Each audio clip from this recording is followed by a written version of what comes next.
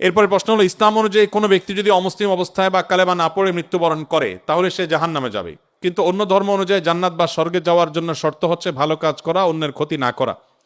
বিভিন্ন ধর্মের পণ্ডিত ব্যক্তিরাই, যাদের নিজের ধর্ম সহ অনেক ধর্মের জ্ঞান আছে, তারা এত জ্ঞানী হওয়া সত্ত্বেও ইসলামের সত্য উপলব্ধি করতে পারে না। সেখানে একজন স্বল্প জ্ঞানী বা অশিক্ষিত ব্যক্তির ধর্ম সম্পর্কে স্টাডি করে সত্য খুঁজে পাওয়ার বা চাওয়ার সম্ভাবনা বা সদিচ্ছা তো অনেক কঠিন বা কাল্পনিক। আবার পরিবেশের সমাজ ব্যবস্থাও মানুষের মনস্তত্ত্বের উপর অনেক প্রভাব ফেলে, এবং সাধারণ ব্যক্তি তো আর নবী বা উলিয়া উলিয়া পর্যায়ের না যে সে গভীর চিন্তায় সত্য খোঁজার ব্যাপারে নিমগ্ন থাকবে। এমত অবস্থায় অমুসলিম দেশের সাধারণ ব্যক্তি, যার যৌক্তিক চিন্তার ক্ষমতা কম, এমন ব্যক্তি ভালো কাজ করার পরও জাহান্নামে যাওয়া কি ইসলামে অনেক কঠিন বা কট্টর বর্বর বানায় না? বা এই ধরনের আইন বা আদেশের ব্যাখ্যা কি ইসলামে যেখানে ইসলাম মানে যৌক্তিক ও শান্তির ধর্ম? অনেক দীর্ঘ প্রশ্ন, কিন্তু প্রশ্নটা পরিষ্কার। আমাদের কোনো মুসলিম ভাইয়ের মনে প্রশ্ন জাগতে পারে যে অন্য ধর্মাবলম্বীরা আল্লাহর প্রতি ঈমান না আনার কারণে সে জাহান্নামে যাবে কেন? সে তো অনেক ভালো কাজ করেছে। অনেকে প্রশ্ন করে, বিদ্যুৎ যে আবিষ্কার করেছে, তার আবিষ্কৃত বিদ্যুতের লাইট দিয়ে কোরআন পড়ে আপনি জান্নাতে যাবেন, আর সে বেঈমান হওয়ার কারণে জান্নাতে যাবে না, কেমন কথা? অনেকে প্রশ্ন করেন না? অনেকে প্রশ্ন করেন। এই টাইপের আরো অনেক প্রশ্ন আছে, আমি আর উদাহরণে যাচ্ছি না, একটা দিয়ে আপনারা আশা করি বুঝতে পেরেছেন। খুব ইন্টারেস্টিং প্রশ্ন কিন্তু। যার বিদ্যুতের আলো দিয়ে কোরআন পড়ে পড়ে আপনি জান্নাতে যাবেন, সেই বিদ্যুতের আবিষ্কারক তিনি শুধু মুসলিম না হওয়ার কারণে জান্নাতে যাবেন না, কেমন যৌক্তিক কথা? আপনারা অনেক সময় দেখবেন সোশ্যাল মিডিয়াতে কোনো অমুসলিম খেলোয়াড় মারা গেছে বা অমুসলিম কোনো বড় স্টার তারকা মারা গেছে, তো লেখা হয় RIP, রেস্ট ইন পিচ। এটা লিখলেও হুজুররা বাগড়া বাঁধে। হুজুরদের জ্বালায় আসলে কোথাও থাকার উপায় নেই। তো RIP লেখছে বলাপান, সেখানে হুজুরা বলে না, জায়েজ নাই, একজন অমুসলিম, তাকে কেন আপনি রেস্ট ইন পিচ বা জান্নাতে আরামে ঘুমা ওটা বলতে পারেন? এই যে প্রশ্নটা, এই প্রশ্নটার অনেক টেকনিক্যাল উত্তর দেওয়া যায়। আমি একটা সংক্ষেপে খুব সহজ উত্তর দিই। আমি খুব সাদামাঠা মানুষ, একজন টিপিক্যাল হুজুর, আপনারা সব শিক্ষিত মানুষ। দেখেন, বিদ্যুৎ যিনি আবিষ্কার করেছেন, বা আপনি যে অমুসলিমের কথা বলছেন, যিনি ব্যক্তিগতভাবে অনেক ভালো মানুষ, অনেক কিছু, বাট ইমানটা নাই, অন্য ধর্মাবলম্বী কোনো মানুষ, তাকে জীবদ্দশা যদি আপনি বলতেন ভাই চলেন জান্নাতে যাই, তিনি কিভাবে নিতেন এই কথাটাকে? আমি কি বোঝাতে পারি নাই আপনাদের? একজন অন্য ধর্মাবলম্বী, ধরেন একজন খেলোয়াড়ের নাম বলেন মুসলিম, মেসি, আপনি তো যাই বলেন মেসি ভাই চলো এসব বাদশা দিয়ে চলো জান্নাতে যাই, আপনার এই কথাটা কি সে ভালোভাবে নিবে? জীবদ্দশায় যে সমস্ত অমুসলিমেরা, তাদের জীবনে ভালো মন্দ যাই থাকুক না থাকুক, সে আলাপ সাইডে রেখে আসুন আমরা বাস্তবিক আলাপে আসি। একজন অন্য ধর্মাবলম্বী মানুষ, তাকে আপনি যদি বলতেন, চার জীবদ্দশা বিদ্যুতের আবিষ্কারককেই যদি আপনি পাইতেন এবং তাকে যদি আপনি বলতেন যে ভাই এসব বিদ্যুৎ বানানো ছাড়ে চলো জান্নাতে চলো, সে কি আপনার এই আহ্বানকে পজিটিভলি নিতেন? অন্য কোনো ধর্মের মানুষকে যদি আপনি বলতেন যে ভাই জান্নাতে চলো, সে জান্নাত বিশ্বাসিত করে না। আপনি জান্নাতে যাওয়ার আহ্বান করলেও এটাকে সে ডিনাই করত। তো জীবদ্দশায় যে লোক জান্নাতে যেতে চাইতো না, মরার পরে আপনি তাকে টেনে যদি জান্নাতে নিতে চান, এটা কি তার প্রতি সুবিচার হবে না অবিচার হবে? আমি কি বোঝাতে পেরেছি? মারার পরে এখন আপনি বলতেছেন RIP, রেস্ট ইন পিচ। ওয়ারেস সে জীবদ্দশায় তাকে আপনি জাহাজের শেকল দিয়ে বেঁধে টেনেও জান্নাতে নিতে পারতেন না। সে বলতো অসম্ভব, কি বলো তুমি, পাগল নাকি, আমি মুসলমান নাকি, কিসের জান্নাত, আমি যাব না। যে জীবদ্দশার জান্নাতে তাকে টেনে নেওয়া যাইতো না, মরার পর আপনি বলতেছেন হ্যাঁ অমুসলিম হয়েছে, তাতে কি হয়েছে, তার তো অনেক ভালো কাজ আছে, তাহলে কেন সে জান্নাতে যাবে না? এটা কেমন অবিচার? আপনার এই চাওয়াটাই তো অবিচার। আপনার চাওয়াটাই তো অযৌক্তিক। ভাইরা আমার, আমরা আল্লাহ সুবহানাহু ওয়া তাআলাকে আমাদের মতো করে ভাবি। আমরা চিন্তা করি একটা মানুষের সব ঠিক আছে, শুধু ঈমানটা একটু নাই, শুধু ঈমানটা নেই, আর সব ঠিক আছে। শুধু ঠিক আছে না, আমাদের মুসলমানদের চাইতে অনেক বেশি ডিসিপ্লিন মেনটেন করে, অনেক মাশাআল্লাহ তাদের আচার আচরণ সুন্দর, পারতপক্ষে কোনো পশুকে কষ্ট দেয় না, যদিও মুসলমানকে বোমা মারে। অনেক ভালো ভালো গুণ আছে। এত ভালো একটা মানুষ, এরা জান্নাতে যাবে না কেমন কথা হলো? সবই আছে, শুধু ঈমানটা নেই। ব্যাপারটা কেমন হয়েছে? ধরুন এই যে মোবাইল ব্যাংকিং, নগদ, বিকাশ, এটা সেটা, এম ক্যাশ, অনেকগুলো আছে।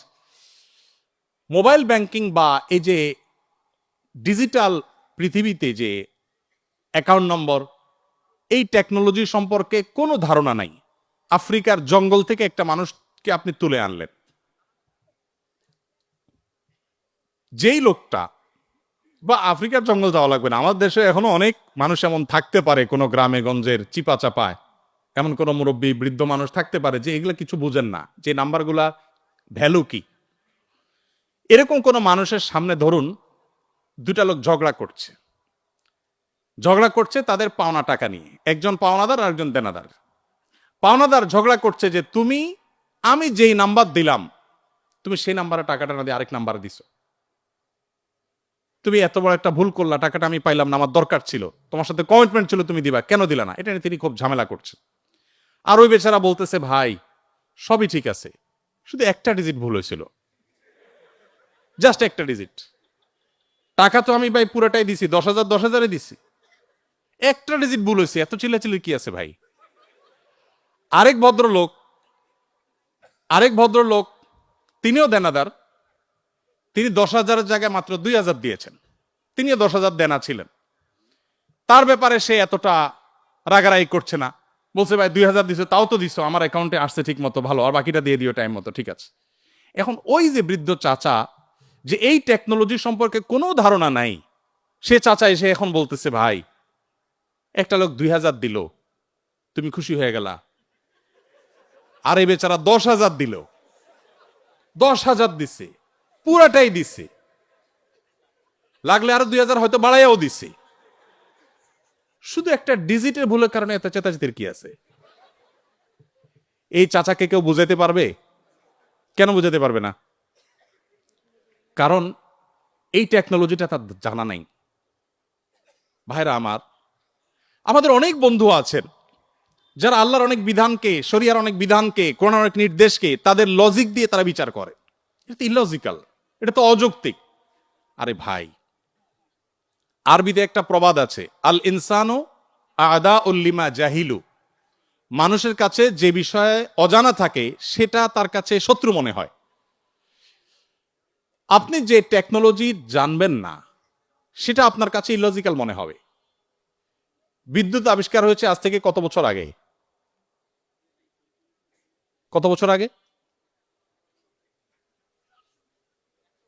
যতশো বছর আগেই হোক, ধরেন 500 বছর আগের পৃথিবীর কোনো মানুষ, বিদ্যুৎ আবিষ্কার হওয়ার আগের পৃথিবীর কোনো মানুষ, তাকে যদি বলা হতো যে এখানে ওয়ালে একটা সুইচ আছে, এখানে টিপ দিলে ওই 20 হাত দূরে ফ্যান ঘোরা শুরু করবে, এটা যদি বলা হতো, তার কাছে এই কথাটা কি লজিক্যাল হতো না ইলজিক্যাল হতো?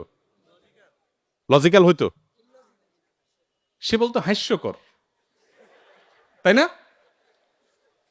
ফেসবুকীয় ভাষায় সে বলতো কি, জাস্ট হাস্যকর। টিপ দিবা এখানে ওয়ালে, ফ্যান ঘুরবে 20 হাত দূরে, কিভাবে সম্ভব? ফালতু কথা, গল্পের আর জায়গা পাও না মিয়া, কারণ সেই টেকনোলজিটা জানা নাই।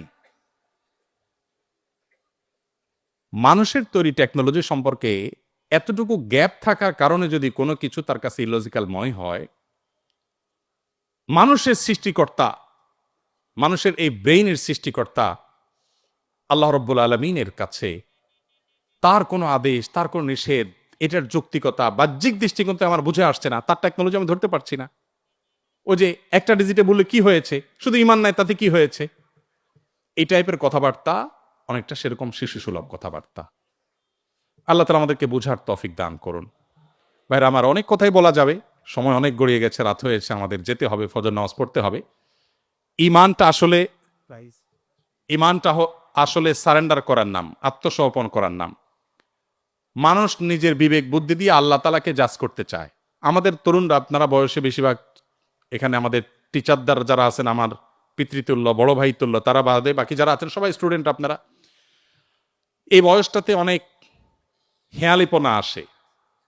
ও যে বৃদ্ধ চাচার মতো ডিজিটের হিসাব কষাকষি শুরু হয়, আল্লাহর সাথে পাল্লা দেয়া দেই শুরু হয়। আল্লাহ এটা কেন বললেন, ওইটা কেন বললেন? ভাই, আল্লাহ রাব্বুল আলামিন কেউ যদি অমুসলিমের ঘরে জন্ম নেয়, আল্লাহ তাআলাকে যদি সুস্থ বিবেক বুদ্ধি দিয়ে থাকেন, তিনি অসুস্থ না হন মানসিকভাবে, শুধুমাত্র তার কাছে এই জিজ্ঞাসা থাকবে, তার বিবেক তার সৃষ্টিকর্তার পথে তারে পথ নির্দেশ করেছে কি করে নেই।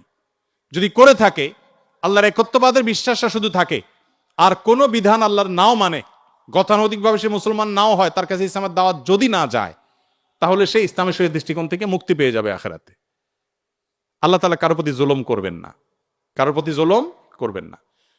এই টাইপের অনেক প্রশ্ন আছে।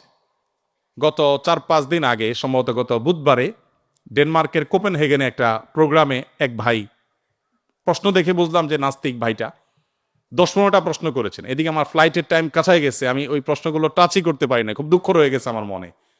এই সবগুলো প্রশ্নের গোড়া এক জায়গায়, সেটা হলো যে নিজের বিবেক দিয়ে আল্লাহকে বোঝার চেষ্টা করা। আল্লামা ইকবালের নাম আপনারা শুনেছেন, ভারতবর্ষের একজন বড় কবি ছিলেন। আল্লামা ইকবাল বলেছেন, জু সমঝ মে আ গই ও ফির খুদা কিউ কর হুয়া। যাকে আপনার বিবেক দিয়ে ক্যাপচার করে ফেলতে পেরেছেন, আয়ত্ত করে ফেলতে পেরেছেন, সে আবার আল্লাহ হলো কিভাবে? আল্লাহ তো সে অসীম সত্তার নাম, যে অসীম সত্তাকে আপনার আমার বিবেক দিয়ে, আমার বুদ্ধি দিয়ে তার সকল আদেশ নিষেধের, সকল তত্ত্বের যৌক্তিকতা আমরা ধরতে পারবো না। এটাই তো আল্লাহর অসীমত্বের পরিচয়। একজন অধীনস্থ যদি একজন মালিকের সকল কাজের, সকল পলিসির যৌক্তিকতা তার মাথায় না ধরে, হতে পারে না। কোম্পানির মালিক আর কোম্পানির একজন ড্রাইভার, এখানে আমার বড় ভাই ডাক্তার মহিউদ্দিন ভাই আছেন, এত বড় প্রতিষ্ঠানের মালিক, এতগুলো মেডিকেল কলেজ, এতগুলো মানুষ তার কাজ করে। এখন উনি যদি ওনার একজন সাধারণ কর্মচারীকে বলেন, এই জিনিসটা অমুক জায়গা দিয়ে আসো, ওইটা অমুক জায়গা নিয়ে আসো, সে যদি বলে, স্যার কেন করব? যদি বলে যে অমুক রেটে দিয়ে আসো, স্যার কেন দিয়ে আসবো? কথায় কথায় যদি সে স্যার কেন বলে, তাহলে এই মায়ের খাওয়ার উপযুক্ত হবে কি হবে না? কেন মায়ের খাওয়া উপযুক্ত হবে বলেন তো? আরে মিয়া, আমার সব কেন যদি তুমি বুঝে যাইতা, তাহলে তুমি তো ডাক্তার মহিউদ্দিন হয়ে যেতা, তাহলে তুমি তো আকিজ গ্রুপের চেয়ারম্যান হয়ে যেতা, তাহলে তুমি তো শত শত হাজার হাজার কোটি টাকা বিজনেস করতে পারতা। আমার সব কিছুর যৌক্তিকতা তোমার বুঝে আসবে না। তুমি আমার জায়গায় আসতে বহু সময় লাগবে, আমার এই বয়স পার হয়েছে এগুলো বুঝতে বুঝতে। এটা যদি হয় একজন মানুষের তফাৎ, সেখানে সৃষ্টি হয়ে আল্লাহর সমস্ত আদেশ আমার বুঝতে হবে, আমার বুঝে আসে নাই, তাহলে আমি কেন মানবো? এটা সবচেয়ে হাস্যকর। আল্লাহ তাআলা আমাদেরকে আল্লাহর প্রতি পরিপূর্ণ ঈমান আনার তৌফিক দান করুন। কিয়ামতের আগে এক এক ঝড়ে কত মানুষ বেঈমান হয়ে যাবে, নবী সাল্লাল্লাহু আলাইহি সাল্লাম বলেছেন। ভাইরা আমার, আপনারা দেশের কর্ণধার, আপনারা আমাদের আগামীর ভবিষ্যৎ। আমি আবারও আপনাদেরকে বলবো, প্লিজ, ওয়াজ নির্ভর ধর্ম পালন নয়, কোরআন এবং হাদিস থেকে জ্ঞান অর্জন করুন। শুধুমাত্র মুখস্থ বাণী নয়, শুধুমাত্র মোটিভেশন বা অনুপ্রেরণামূলক বক্তব্য নয়, কোরআন এবং হাদিসের পাতা খুলুন।